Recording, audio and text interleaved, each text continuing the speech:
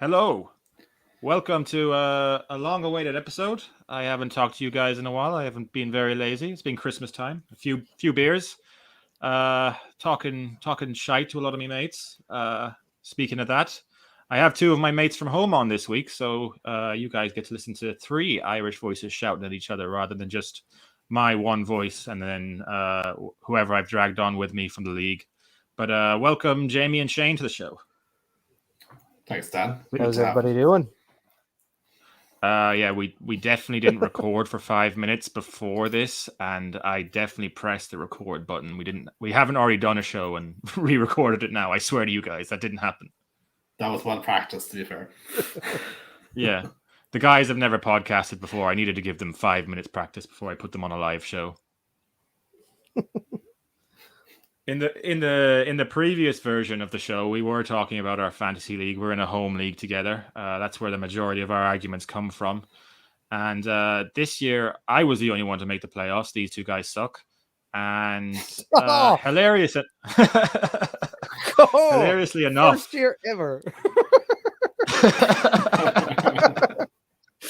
I was there before. It's only been going for three years, this league. I've made two of the three. The year before was horrendous. I think I've gone 0-4 every time we've played this league. I don't think I ever win at the start.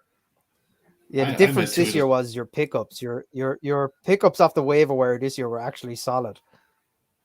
But that happens when you go 0-3, you know. You have to get one of those guys right. This happened to me in another league. You know, I went 0-3 in that league, and I got straight to the final, and I should have won it. You know, I went 3-0 in this league, and I just fell away. You know, that was it. That kind of coincided. I think I with went Kyler 4. Injury. Oh, the Kyler injury, yeah. Yes, 100%. Yeah. And that's why, as we said the last day, I should have took Josh Allen, and I didn't, and that was my great regret. Yeah, but you managed to take Shane out of the playoffs so early in our draft.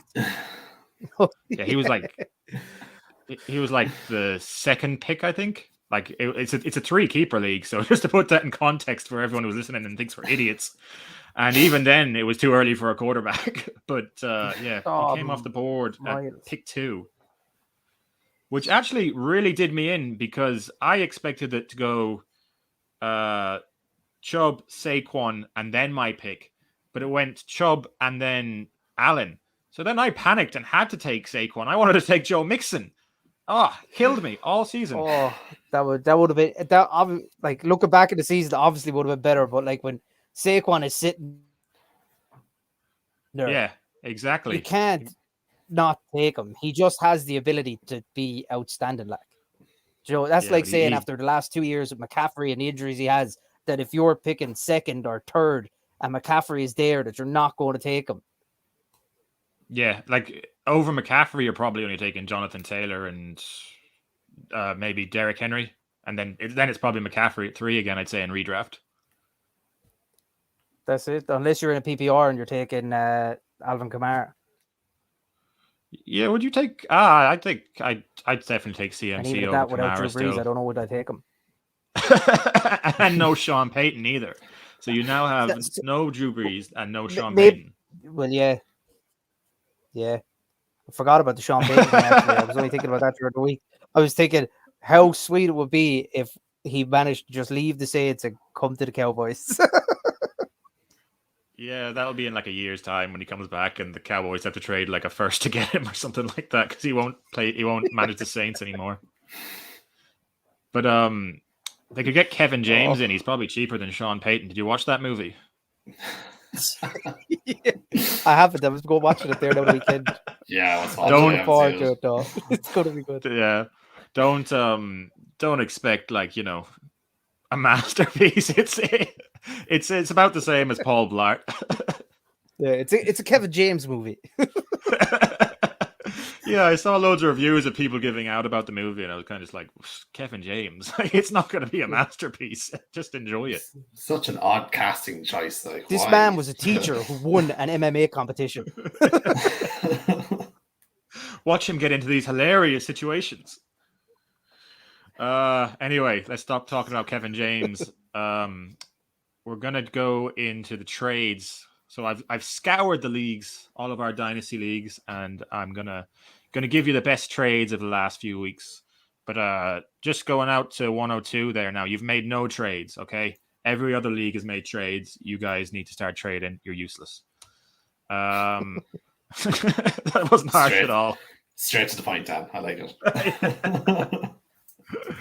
Okay, so from 101, then we have a trade that was Allen Robinson, Travis Etienne, and a 2022 second round pick for Dalvin Cook and Chase Claypool. And just to give you two a bit of like framework on, I'd value like a 2022 second round pick as like a 7th round pick in a draft startup. Like you're probably talking, who would you get in the 7th round of a draft? Like this year's 7th round of a draft is probably like Brandon Ayuk and players like that, I would imagine. Kind of mediocre, middle tier wide receivers who have potential essentially. I'll just give you my 2 cents on it. I think I would. I definitely prefer the Dalvin Cook side. Allen Robinson. I don't know if we ever see Allen Robinson again. Like he had a terrible season. ETN, we haven't seen it yet. It probably will be good, but we haven't seen it, and it's Jacksonville, so I'm not betting on that. And then the 2022 second, I prefer to have Claypool than a 2022 second. What do you guys think? Totally. 100% agree. I don't know how anyone could trust Allen Robinson after the year he's had. Not an absolute hope. You don't know what Etienne's going to do.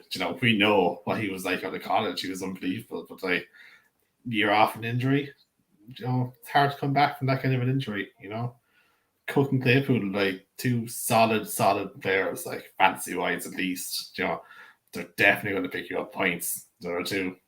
You don't know, like. Even without Big Ben, Claypool probably has more upside than whoever you're going to get in the second round of a rookie draft. You would imagine so, yeah. Shane, any thoughts? I think even if you forget about the second round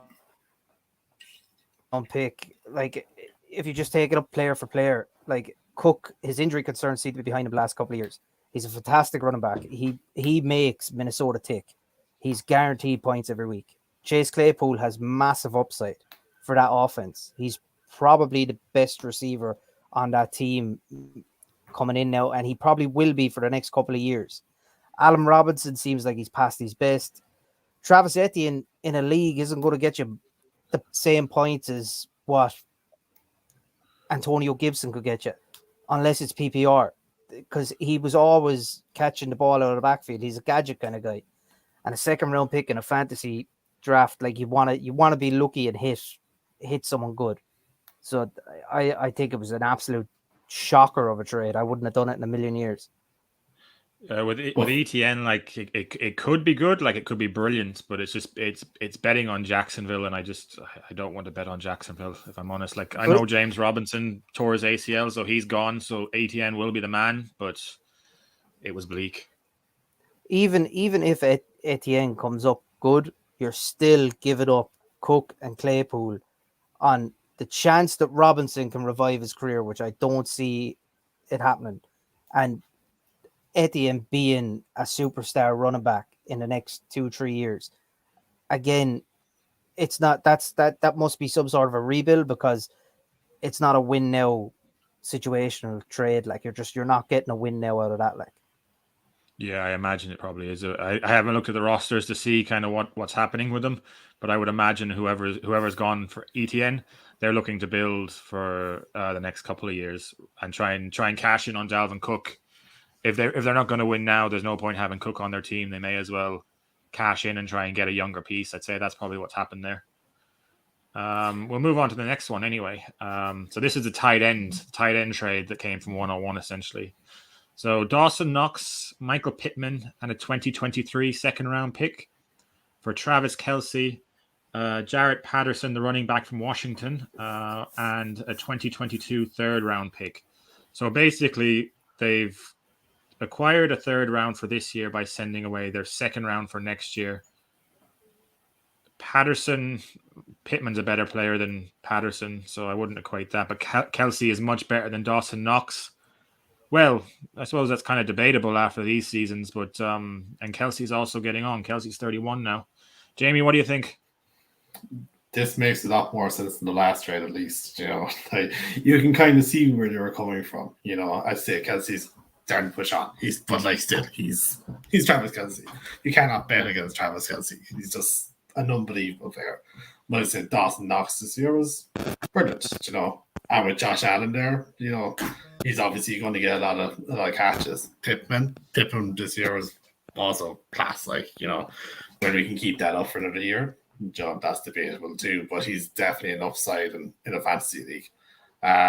Patterson, again, Redskins, or not even the Redskins, but whatever they're calling themselves now.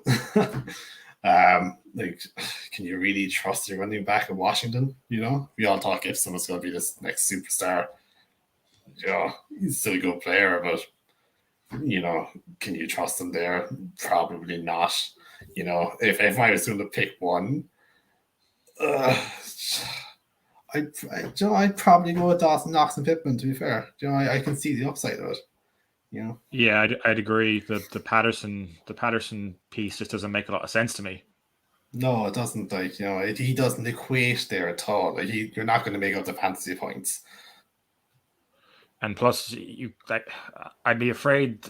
Like, there's no. I'm making this jump. I'm saying Travis Kelsey could fall off in the next 2 years, but there's no evidence for that. But the age profile would kind of lead you to believe that. What do you think, Shane?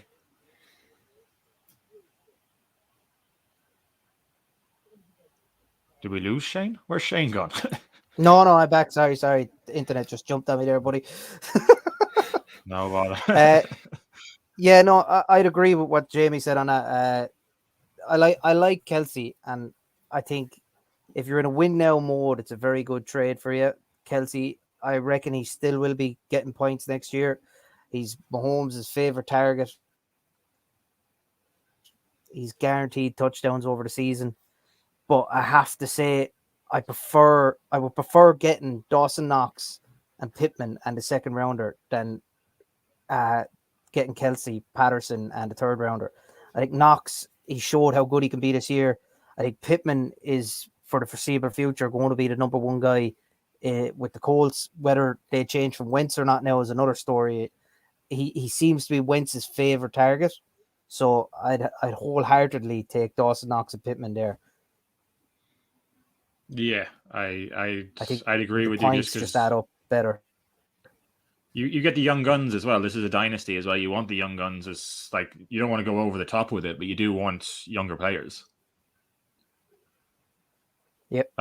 Shane, I'm going straight to you with this one because your boy Derrick Henry's in it, and we all know how much you love Derrick Henry. So it is Derrick Henry for Travis Etienne and a 2023 second round pick. What do you think? This is absolute blasphemy. Whoever made this trade, they should just be banned from fantasy for life. This is suicide to a fantasy team. If you're trading Derrick Henry, you better be getting minimum 2 first-round picks, and it has the only other running back I would even consider trading for, and I'd want at least 1 first-rounder with him, is Jonathan Taylor still.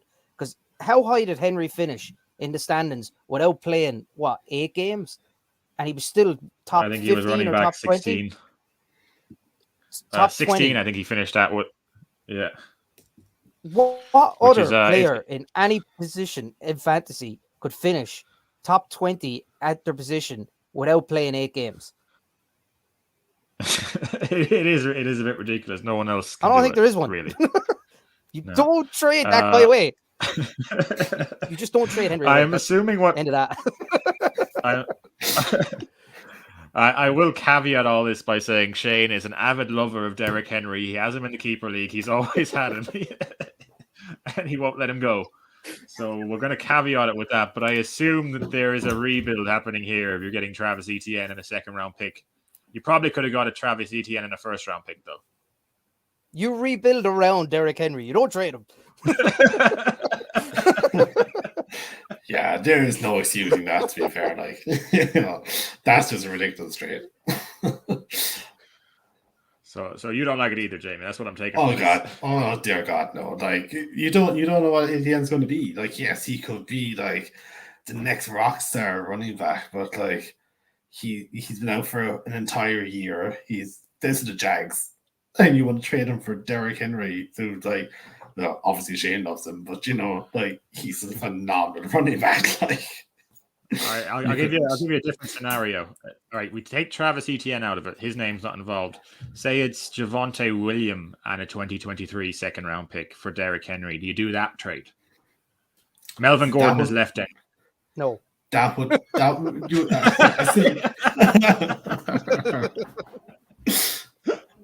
I don't think you take. Yeah, I don't think you take it. But at the same time, that makes a lot more sense than what this trade is.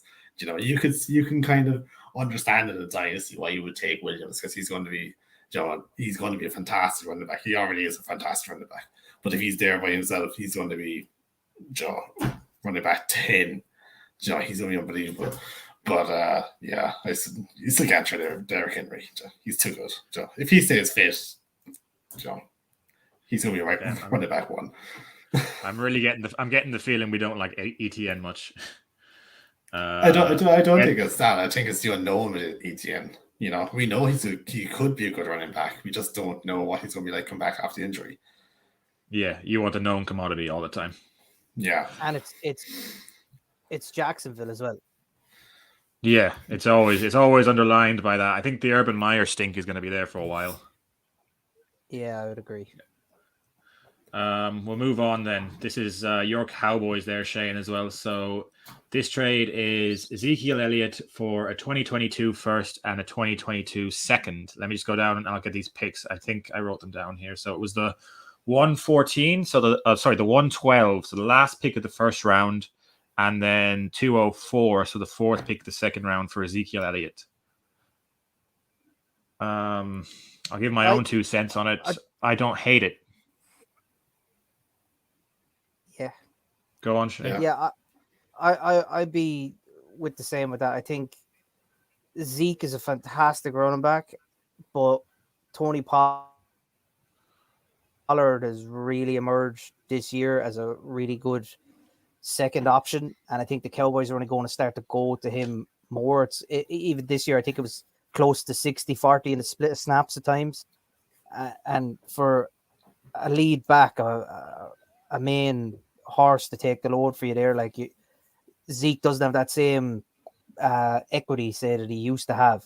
So I actually don't mind this trade. I think if the first round was a little bit, I'd take an 8 for it. I think a 12 is a little low for a first rounder for him because he could still have 20-30 point games. It's a tough call, but I don't mind it. I think it's a good trade. You could pick up someone really good in the first round for that, and plus you built up equity. You could easily trade 2 first rounders and move up. It's a nice trade. Yeah, I'd agree. Yeah, I think you could definitely take that. I definitely take that trade, to be honest. It's not a bad pick into the first round. It really isn't. Unless you're like me, who makes the balls of it. But it's still a good pick. But yeah, and Zeke, there could only be 1 year left in this, maybe 2 years left in Zeke. It can turn Todd Gurley very quickly. Yeah, I don't think he ever lit the show on fire there last year, really. Maybe 1 or 2 games, but he was never a standout running back of the week. This last trade now, this one has a real bit of juice to it. So Jonathan Taylor for Christian McCaffrey and a 2022 second. Sorry, I got that wrong. I honestly don't know what to say. So Shane, you can go first there and figure out what you want to say about it. I would have liked this a year ago. I don't like it now for the simple fact Taylor is seemingly only going to get better. I think he's going to be the only one in standard leagues that can rival Henry. The Colts have a great O-line, and they go as good as Jonathan Taylor goes. That was it. Carson Wentz is washed. Christian McCaffrey has had three actually serious injuries in the last 2 years that have kept him out for a long time. I don't like McCaffrey as a long-term option.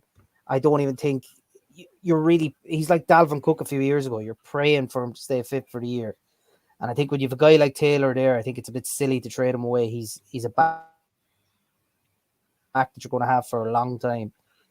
So I just don't like that trade. I could see where it came from. I just opened the draft board really quickly just to see what that second round pick is. It's the 2-1, so it's the very first pick of the second round. So you're probably going to get a decent player there anyway. I don't know if that really changes it in your mind at all. No, it don't, because even if you're getting a decent player, you're losing Taylor and you're getting a guy in McCaffrey who, yes, he come in and he gets 40 points, he carry the team, but he's not guaranteed points.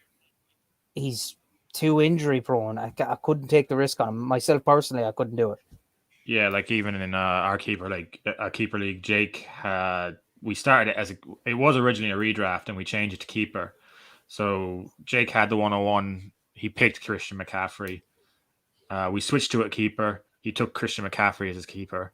For those 2 seasons, he's had Christian McCaffrey for 3 games, and he's just absolutely had no Christian McCaffrey in the last 2 years. And at this point, it's getting to the point now where can you honestly invest heavily in McCaffrey anymore? Does the same thing happen next year? Do we lose another 8 games next year? And then you've just given up Jonathan Taylor, who's a beast, who's unstoppable. Yeah, you can't give up Jonathan Taylor. Like, you really can't. Not this real. And that's a fair point. McCaffrey has been injured for 2 seasons, 3 games. Like, you can't take that risk anymore. If he's going to be your running back 100%, and if he's missing all the time, you're on the back foot already. The only thing is, like, I can see why they made the trade though, because Christian McCaffrey is a cheat code when he is on the field. Like, how often did he score 28 fantasy points? Oh, totally. You can see why you'd take him. If McCaffrey's healthy, he's going to kill all the other running backs easily. But is he going to stay healthy? That's your issue. Jesus, I wouldn't agree with McCaffrey kill every other running back there, but I think he had one season where everyone looked at him and thought, yeah, he's unbelievable. But what has he done since that season, and what did he do before that season? Like, if you're looking at body of work, this goes right back to your Derrick Henry love. I can just see it building and bubbling in the corner. No, but I would already say, like, you look at body of work and you look at guys staying fit. Alvin Kamara has proven to be a better commodity over the last 3-4 seasons than Christian McCaffrey, and that's with McCaffrey's excellent year. I think Derrick Henry, another one. Yeah, I'd put Henry in there. Jonathan Taylor, I'd take right now over McCaffrey. Like, you gave me the choice. Kamara versus McCaffrey. I'm taking McCaffrey every time. I know Kamara is great. I wouldn't do it. I think injury-wise, I wouldn't do it. McCaffrey. You're talking, but you're talking a fit McCaffrey. I'm talking hypothetically, if he is fit, he's 100% going to be a top running back. But yes, he's going to be injured, and he'll probably get injured week 1 again, and he'll probably be gone for the season again, because that's kind of how he's going. And then you have to deal with the fucking tears the whole way through. Exactly. You don't want to put yourself in that position. Just don't do it. Mm. All right, we've gone through the trades. We spent a bit longer on the trades than I thought we were going to do, but in fairness, it was good talk. So we'll move on now to the news, which at the top of the news, we all know it's going to be there. Tom Brady retirement. We don't have him anymore. He's gone for. I've never actually watched the NFL without Tom Brady in it, so it's going to be weird next season. But what do you guys think? Yeah, insane. He's in 22 years in the league. Put that into perspective, I'm 30 now. So I was 8 when he started. We'd have never, ever seen American football without Tom Brady. We probably wouldn't have watched American football without Tom Brady. It doesn't help, though, when we're from Ireland and we don't start watching until we're 24. We can start drinking, doing something at 1 o'clock in the morning. Bunch of 8-year-olds up till 1 in the morning watching the NFL. Yeah. couple of cans. Yeah, tins of pop. I'd say if we weren't such alcoholics, like we still wouldn't watch it. It's just a great excuse. Like we were down, like just to tell a little anecdote, we were at Jamie's 30th. We'd rented a house, loads of our friends, so we put on the football on the Saturday. We left the pub early to go to watch the football at home. And it was me, Jamie, and Shane sitting in a corner on our own watching the football while everyone else sat at the kitchen table drinking and being social. We just ignored everyone and watched the football. And left the pub on the first night that all our restrictions were lifted. Yeah. The one time we go back to the pub in 3 years. Yeah, first time there's no rules, no restrictions. You're allowed to drink for as long as you want. No, don't have to sit at a table. No table service, and we leave early. And it was a great game. That Titans-Bengals game was brilliant. Absolutely fantastic. It really was, yeah. Except for later on. We won't talk about that. Yeah, the 49ers Green Bay game didn't go too well for Jamie. Let's not talk about our special teams. Did you see the 10 men on the field? Anyway. Yes, I did, yeah. We'll run through the rest of this Brady's career, quickly. man, would be. Oh, yeah. No. You say your point, Shane. I'll let you finish. I'll let you finish. No, Brady had a absolutely brilliant career, but he's left a bit of a stale taste in the mouths of a few Pats fans. I noticed there over Twitter, his statement saying goodbye. It was thanking the Bucks and the Glazer family and Bruce Arians, but he never once mentioned Belichick or Kraft or any of the Patriots fans, and I think they're all a bit sour about that. But that's about the only thing that he's done bad to him in the 22 years he's been in football. Yeah, didn't he give them 6 rings? Yeah, yeah. Now you're upset because he's leaving and didn't say goodbye. Boston sports fans are brilliant though. They're like them in Philly. I just love how irrationally passionate they are about everything. Moving on then to the coaching changes. We'll fly through these. Josh McDaniels managed to get a gig at the Raiders, so yeah, we'll see how that one goes. What do you guys think of that one? I like it. I think McDaniels has been one of the better offensive coordinators for the Patriots over the last, I don't know how many years, but he's been very good with them. He did a great job at Mac Jones this year, and I think he'll do well with the Raiders. As long as he's calling the plays, I think the Raiders have a chance. They have a solid enough team there, bar Derek Carr needs to get back to that form where he was playing at like an MVP caliber about 4 years ago. Then we'd be good. Raiders have a chance then. Yeah, Raiders weren't too far off this year. We'll throw it then quickly. You, Jamie, as a Green Bay fan, you're losing your OC. What do you think? Yeah. He was much loved inside the camp as well.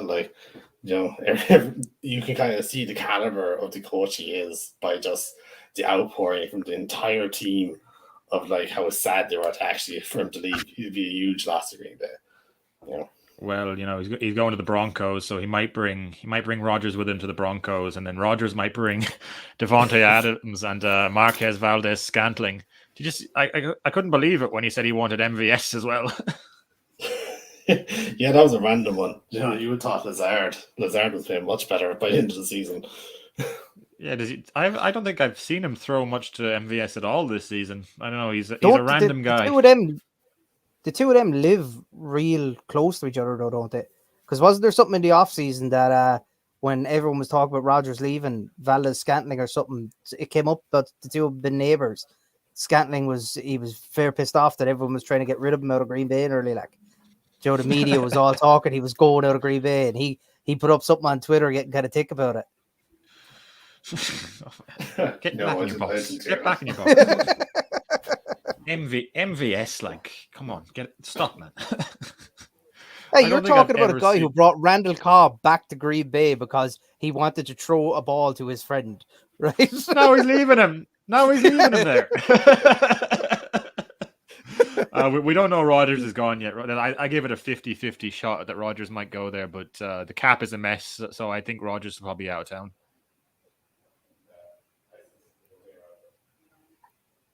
Yeah, I think you turned your mic off, Jamie. Oh. I don't think there's any hope for Green Bay with the way their cap is looking. Like Devontae Adams is up this year for contract as well, isn't he? Well, they can franchise tag him, but if you franchise tag him, I think you got to pay him like 21 million or something stupid like that. Yeah, like you're talking a couple of restructures there to try get him in then under the cap, even on a tag. Like, so I could see some form of a trade coming in where someone big from the Packers walks away. Yeah, well, you have like one of them has to go because it's just the cap situation alone is just astronomical. That's what happens though when you have a decent offense. Like they have a few weapons on offense, not many, but they have a few. They have a decent few linemen, and their defense has been the best it's been for the last I don't know how many years. That's kind of what you get when you have good players. Yeah, defense really picked up. I love the way we were talking. I love the way we were talking about coaching changes in Denver, and we ended up talking about the Packers for some reason. But anyway, and the other change we have then, Brian Dable came in for the Giants. So I'll be honest with you, I don't know a lot about Brian Dable. I know he's the OC for the Bills, and everyone I've heard talk about this from the Giants side says it's a brilliant move, and it looks like the Giants are doing something right. So I'm just going to agree with them for now and take their opinion. Well, if you just look at... If you look at what the Bills have done the last couple of seasons with him as their OC and what they've put forward, the acquisition of Stephon Diggs obviously made a big difference. And even Cole Beasley signing, I thought it would do nothing coming from a Cowboys standpoint, but he's actually been really good for him. And then, like, now the running back situation has been absolutely terrible. But Josh Allen has really flourished underneath him, so maybe he could do something for Danny Dimes. Yeah, Danny Dimes is the main question. I don't think he's a magician, Shane, to be honest. Imagine him coming out with like a big flared suit with the big like purple lapel on him and like cards everywhere the second he's on the Giants sideline. Sean, maybe that might work. You never know. Just throw him after game. Just end of the game, just lost to the Cowboys. Just like a poof of smoke comes up, like, and he's just still standing there. Scores a touchdown, throws a rabbit out of a hat. Takes out the helmet, throws a rabbit. I do kind of hope the Giants get better. They really want to win now, don't they? Like, they want to get back to winning ways badly, like. But, like, it's so hard to do when you've a subpar quarterback in Danny Dimes. You've no real great wide receiver out there at all. Saquon hasn't been the man he used to be. And your O-line is, frankly, terrible.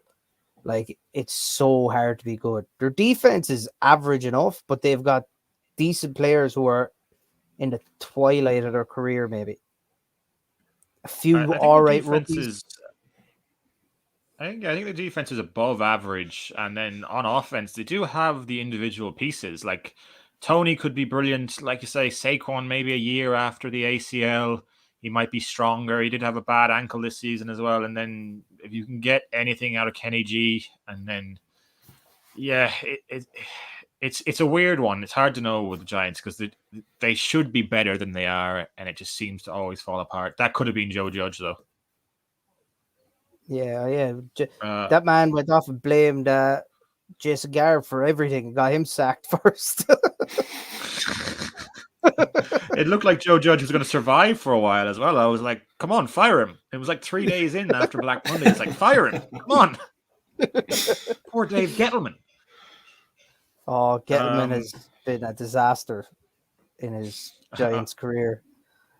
Do you remember the episode of South Park where they're playing baseball, all the kids, and Randy goes to like fight every dad in the stands, and he eventually gets to the stage. He eventually gets to the stage where he goes to a game in Denver, and it's like this big fat dad in like a Batman costume, and he's just fighting him like or pure Rocky montage. I always think that Dave Gettleman is the big fat guy in the Batman suit. I don't know why. I just always picture it like. Fantastic analogy. I've just wasted 30 seconds of everyone's life saying that. So we're gonna run on to the games quickly. Gonna recap these quickly just because we can't go on a football podcast and not talk about like the two biggest games at the weekend. So the Bengals 27 beat the Kansas City Chiefs 24 in Arrowhead. Patrick Mahomes disintegrated in the second half, so we may as well start there. And I know Shane doesn't really like Patrick Mahomes, so we'll give him the floor first, and we can argue Jamie afterwards. That makes sense, yeah. Hey, it's not that I don't like Patrick Mahomes. I think Patrick Mahomes is a lot of talent, right? I just don't think he had a great year this year. And I think everyone is classing Patrick Mahomes as this Aaron Rodgers, Tom Brady, Peyton Manning kind of QB.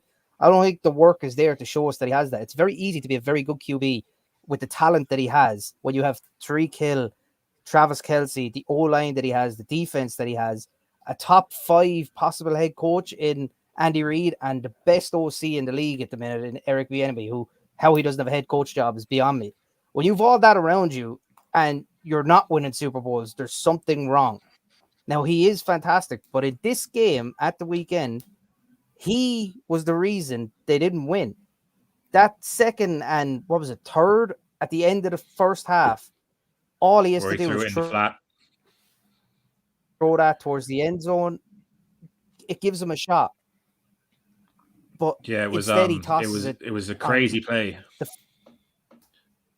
That was nuts. Like, look, Hill is a fantastic player, and yeah, he might have made something out of it. When you have two guys out there covering him, it's so hard to get in there, like, and it kills the clock. That was poor situational awareness. And as the second half went on, he only got worse. I think he had one good drive in the second half. Oh, I don't think he had any good drive in the second half. No, that gave the Bengals. It gave the Bengals a chance there. Like, you don't want to give a team a chance going at half time. It's the worst possible time to give someone a bit of hope. They score that, they probably win 50-60. 3, like, do you know what I mean? They absolutely hammer them if they win that or they score that play. But like, we'll just look at Kansas City in the second half. So first drive, punt. Second drive, punt. Third drive, interception. Fourth drive, punt. Fifth drive, punt. Sixth drive, field goal. And then in overtime, first drive, interception. He had a terrible. Well, that interception in overtime, right? Like, I get he threw it into double coverage, but when you watch that play, it hits Tyreek Hill in the hands. I'd be Mahomes' biggest fucking negative person around him, but he threw that ball perfectly. Tyreek Hill was the only one to get hands to it, and he dropped the ball. That's on Hill. I couldn't even put that on Mahomes. The whole second half, like that last drive that got them the field goal at the end of the game, they were in such a better position at the end of that game. He lost them 10 yards by holding that ball too long. And he done that 2 or 3 times in the second half. Where that all came from was in the first half where he scrambled out, missed about 2-3 guys, got out and threw to Kelce for the second touchdown. That once he got that, he had the confidence up. Yeah, and then he tried it 2 or 3 times in the second half, and he got sacked 3 times. Like, they were lucky to even get the ball back on that last sack. Yeah, like, it was just such a yin and yang performance from Mahomes. Like, I just remember watching the first half and going, this man is insane. He is one of the best quarterbacks I have ever seen in my life, like, and then he threw that pass to Hill at the end of the first, and it's like, this is it now. This game is going to turn on its head. The Bengals are going in. Burrows in real time. Like in real time, I didn't think that was such a big deal. Like that bad pass at the end of the first half. It was like, all right, he had the first 3 drives and touchdown, and it was just like, how many is he going to score? But it was such a pivotal moment of the game. He scored that, game's over. Bengals go in. You were like, that's it. Like, guys, we're done. We're not going to come back in this, But just give them a chance. You could see the defense. So it's like, look, we can stop them now. And then they just started stopping them. and stopping him and just getting to Mahomes and hitting him hard, and then you could see Mahomes is just rattled. Even the last play of the fourth quarter, when he lost the 10 yards, they were they could have nearly ran that in, and then he loses all that yardage, and you're like, well, now we can't even throw the ball. It was just such an un-Mahomes performance. But you got to talk. But you got to talk about Joe Burrow. I think there's so much more Mahomes, but how good was Joe Burrow? Literally what I was about to ask you. Do you think the Chiefs lost this game, or do you think the Bengals won this game? Because we were saying the Chiefs a lot there, and we weren't putting any praise onto Burrow. He had to bring a comeback to this game. They were getting destroyed. Burrow was sensational, absolutely sensational. He has just arrived as a top quarterback, and he could I would fancy them doing the Super Bowl now. If he's going to go play like that, they could definitely win the Super Bowl. I misheard you a little bit there. I thought you said, I would fancy him. I thought that's where you were going with that. He's a beautiful man, Dan. Yeah, no, I'd echo what Jamie said there. I reckon, look, you can't take away what the Bengals done in that game. They did come back, but that was the Chiefs' game to lose. At halftime, it was their game to lose. And yes, the Bengals were sensational. Their defense played really well. They gave Burrow a chance in the second half to get into a rhythm. They started finding a few players open. Higgins actually became their main focal point throughout the second half, I thought, and really started getting the coverages to slide from Jamar Chase a little bit. They doubled him a little bit less in the fourth, but I still think Kansas City Honey Badger on that side. Halftime, going in at halftime, even if they kicked the field goal, it just would have made the game, I think, out of reach. I think Jamie's right when he said that. You just would have put the game out of reach at halftime. Even with a field goal, you didn't need a touchdown. Even if they'd have threw it up, got nothing, and said, look, we're not going for the game, we're going to kick the field goal. They'd won the game. They win the game. I don't think the Bengals scored that field goal. If he kicks a field goal instead of that flat pass to Tyreek, they win that game because, they have the extra 3 points at the end, and it's, 27-24? It did come down to that one play at the end of the half, really. But we were talking during that game, and we said how we couldn't believe how much, myself and Jamie couldn't believe how much of a mistake Mahomes had made at that point. Jamie said it to me, he was there what is he doing passing the ball there? It has to go into the end zone. While we're talking about kicking, though, we have to really praise Evan McPherson, no fear McPherson. Shooter McPherson, what a man! Shooter McPherson. I saw that on Twitter somewhere, and I was like, that's the greatest thing I've ever seen in my life. Oh, I love that movie, Shooter McGavin. That's brilliant. I'm definitely robbing that one from now on. Oh, I'm keeping kickers in fantasy leagues just to have that fucking name in it. I love kickers. I love them. They're just so good. But you see, at the end of the last game, when it came down and he was lining up for the kick, send them to the AFC Championship, he just just before he ran on, he went, legs loose. Looks like we're going to the AFC Championship, boys. He hadn't even taken the kick. Guy's That's insane. Why you draft a kicker. Yeah. I think everyone's going to be everyone's going to draft a 5th round kicker this year. Brilliant. But I will say one thing that got on my radar from the Bengals is, why did they run every first down? Every first down they ran. Mixon had a good game. I think he got 80 yards on the ground. But still, Burrow had to go 2nd and 9 so many times. It was ridiculous. They actually felt like they were 2nd and 9 every single play they had. I was like, why are you running the ball? Please stop running the ball. Throw the ball. And they would not throw the ball. Well, maybe run the ball every now and then. Maybe go 50-50, but just, Jesus, don't run on first down every time. You're making it very obvious. And like, Yeah, against especially the when you're Rams, chasing the game. It's hard when you're chasing the game.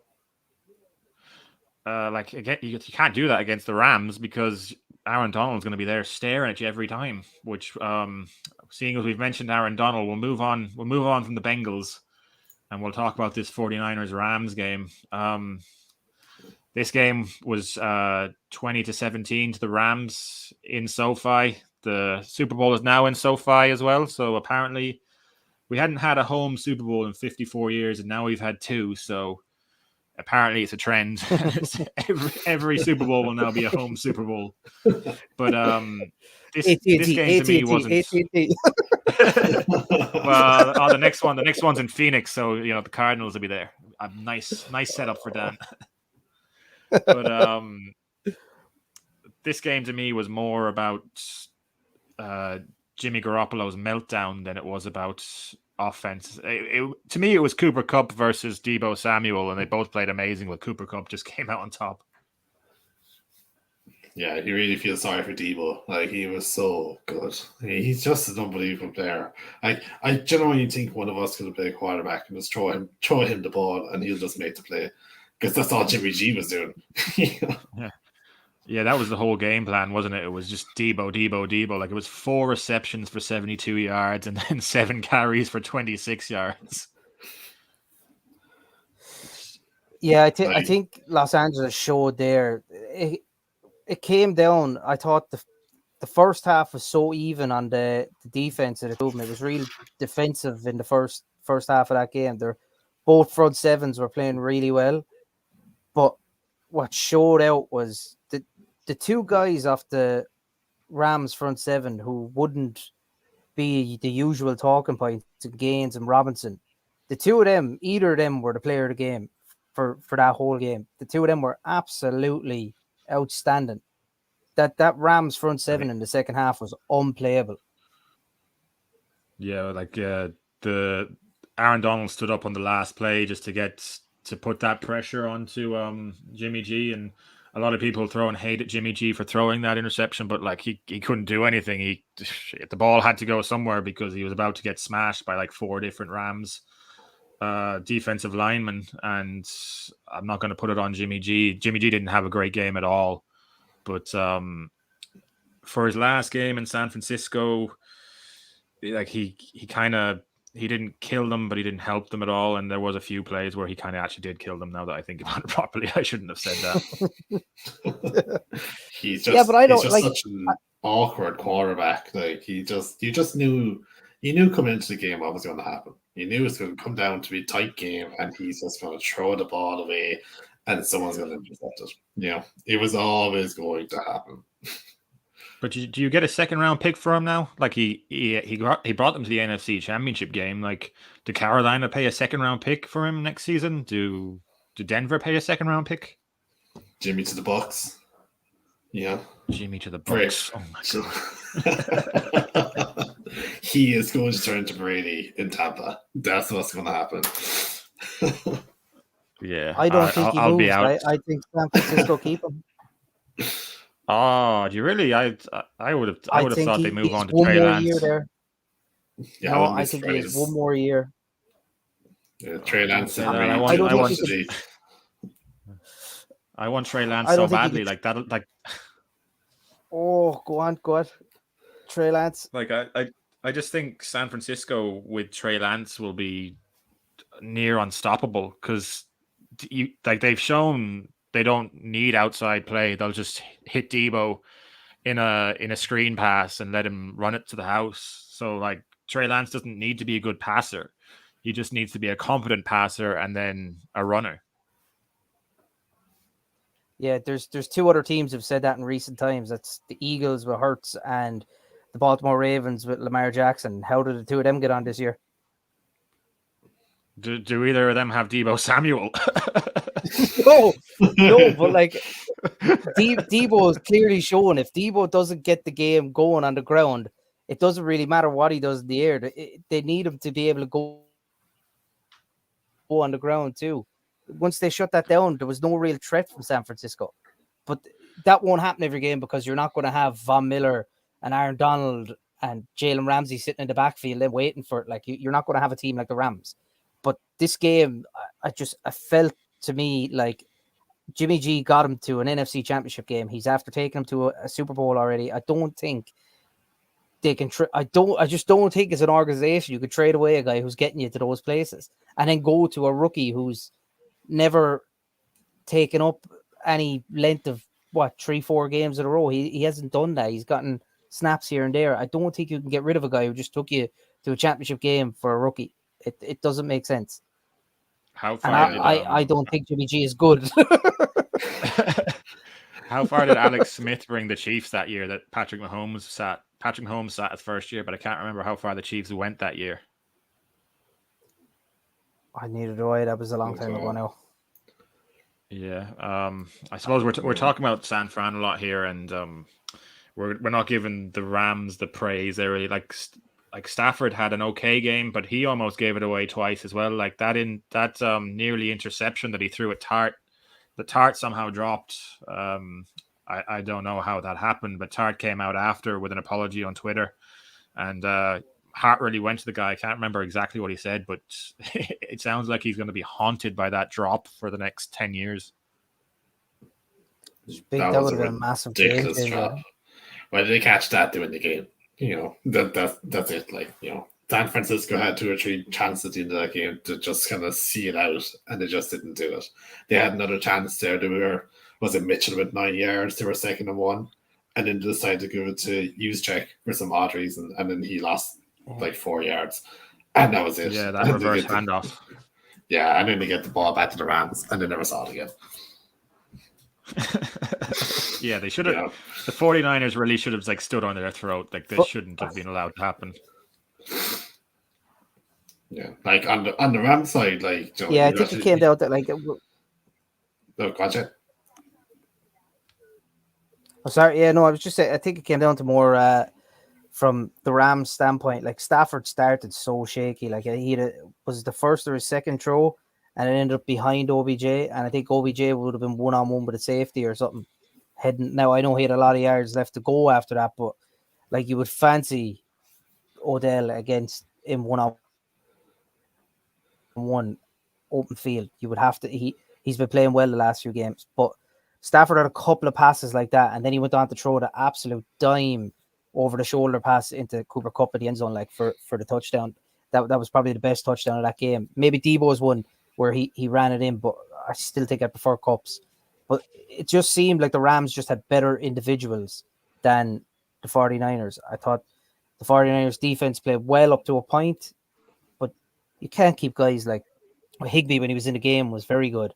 And then you've Kupp to deal with, and you've Odell, and like Cam Akers coming back started to play well. It just seemed like the Rams just had a bit too much for him, and the second half really showed. Then their defense started playing better, and I think the defense in the end actually won it out for him. I don't think any offense going in would have taken out that front seven. I think the Rams front seven were absolutely class. They were different level. Yeah, they were very good. Like Joey Bosa had a great game on the other side as well. Sorry. Let me note that down. I'll cut that out. Joey Bosa had a great go on the other side as well, but unfortunately it falls short on him. They don't get their NFC. Aaron Donald gets their NFC championship, and we have the Bengals and the Rams now for our championship game or our Super Bowl game. And I think everyone in the world will be supporting the Bengals, I think, except for Rams fans. And the sad thing is about that is like when you look at the two teams, you have to take. But you have to take looking at the two teams. Like my heart says the Bengals, but my head is telling me the Rams all day long. Like the Rams, that defense, man. Like I didn't think they look. I think their star players in the first half on defense didn't show up in the championship game. But like if they play how they did in the second half, like Burrow is going to be under serious pressure, and I don't know, can he survive that? Like, is his O-line going to be able to protect them long enough? And Ramsey, we know, could take away any receiver one-on-one in the league, so they probably won't even double cover Jamar Chase. So like, Yeah, no, it's going to be a real tough ask for the Bengals. Yeah, I think you're 100% right. I think with that O-line, the D-line, the Rams will bring, and then, like you say, Chase won't be double covered. That'll just be Jalen Ramsey. So then T. Higgins will get as much attention. So, yeah, like, it's hard to see the Bengals being able to do much on offense, but I was saying that now the Bengals will probably absolutely roast them, because we think we know something. We're definitely going to be wrong. Hey, as long as we get some sort of a high score and Super Bowl, I'm happy. Yeah, I don't think you can write out the Bengals. Like, I think the way Joe Burrow played in that second half, he comes out and plays like that. It's going to be tight. It really, really is. The Rams are class, obviously. The Rams team was built for this year. They were built to win the Super Bowl. That's it. They weren't looking next year. They weren't looking 2 years down the line. This year. That was it. The Bengals, they did not expect to be here at all. They're probably sitting at home laughing because they're like, how in God's sake did we get here? Like I was reading there this morning that they were 150-1 before the championship started to win the Super Bowl. Like, yeah, but even mid-season, no one expected them to be in the playoffs. Like mid-season, they were talking about Zach Taylor as getting fired. Yeah, like it's been an incredible run. Like, they've been incredible in the playoffs. They really have. They've been so good, and they deserve, a bit of respect in the Super Bowl. Anyway, a lot of teams now will think they'll just hammer them, they'll just beat out the park, and you really hope they won't, because like all the games in the playoffs have been fantastic. They've been so close, and if you got a Super Bowl and it was like 40-0 or something stupid like that, you'd be so disappointed.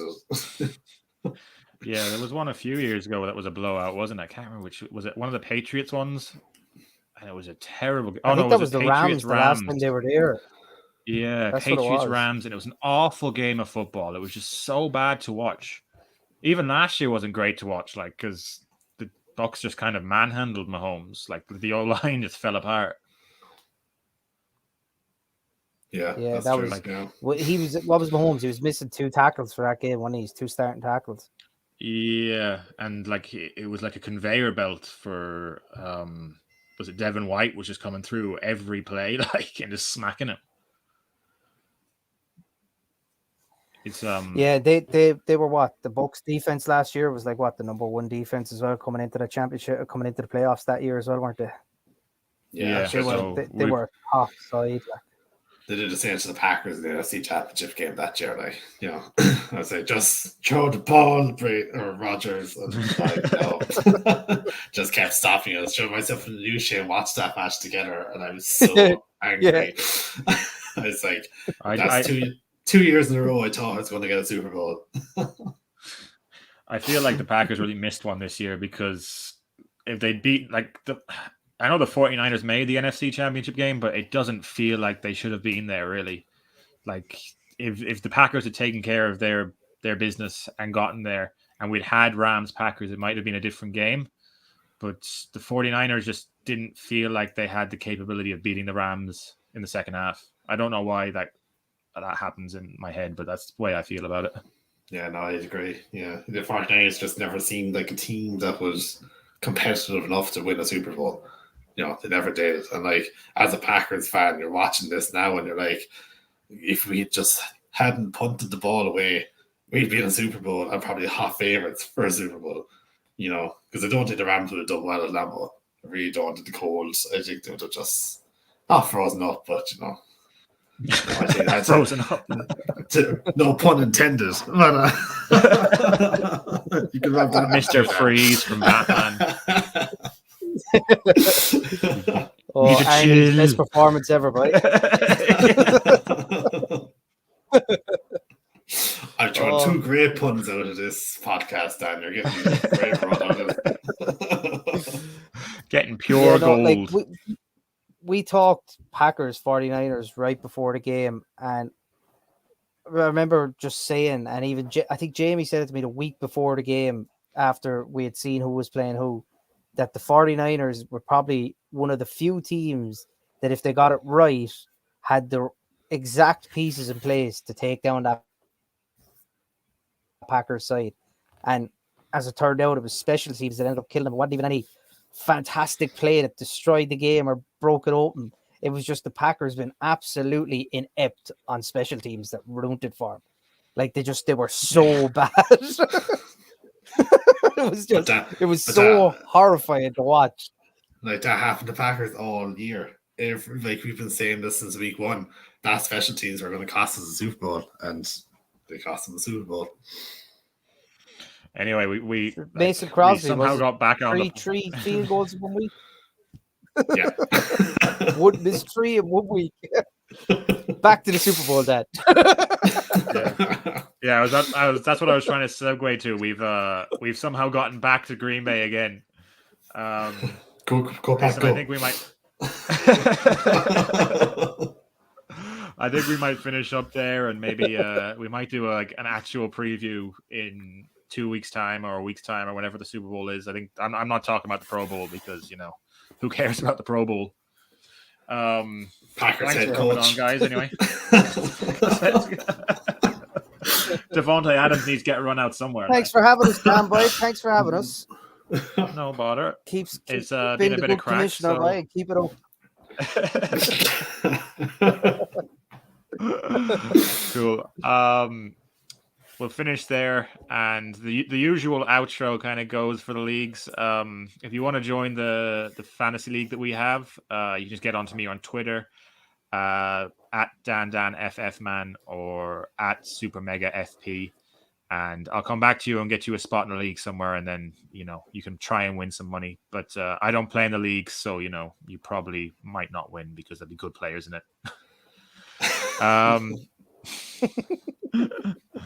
Oh, that's a terrible joke. All right, I'm going to go. Thanks, guys, for listening. Talk to you later.